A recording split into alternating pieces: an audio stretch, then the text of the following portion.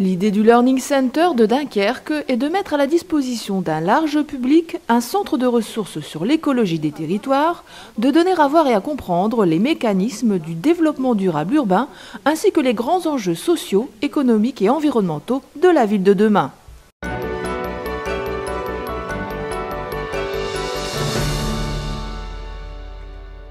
L'exposition permanente, quand je dis permanente, elle n'est pas figée, elle sera augmentée, j'allais dire, d'actualité, de nouveaux chiffres, de nouvelles données, etc., tous les 6 mois.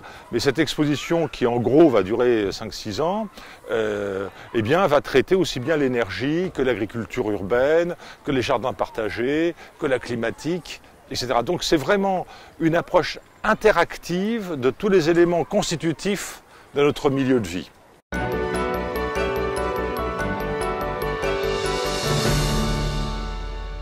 Alors, travaillant depuis de longues années sur la ville, je me suis aperçu qu'il y avait quand même un oublié majeur qui était l'enfant.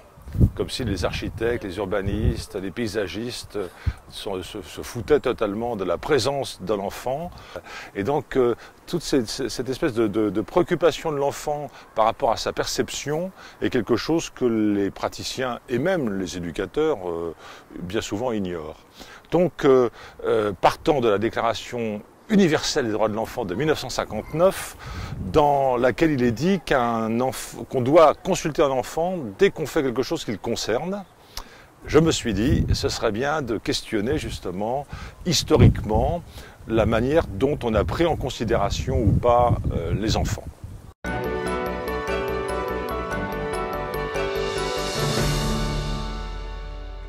On entre dans l'exposition et là on nous explique de manière la plus distrayante possible ce que c'est qu'un enfant.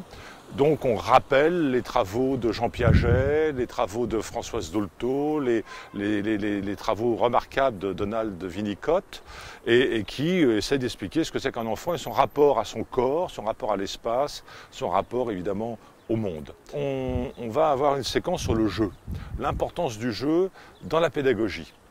Il y aura un slogan qui sera mis comme ça sur le mur, un graffiti ou un tag, fini de jouer avant d'aller étudier. Donc c'est ça l'essentiel, c'est jouer. Et puis la troisième séquence, la plus importante, c'est la ville buissonnière, c'est-à-dire l'enfant dans la ville qui circule, voilà, qui emprunte les trottoirs, qui joue avec des bordures de bancs, qui s'amuse en se cachant derrière les arbres. Donc il y a une espèce là de prise en compte de la ville comme terrain d'aventure.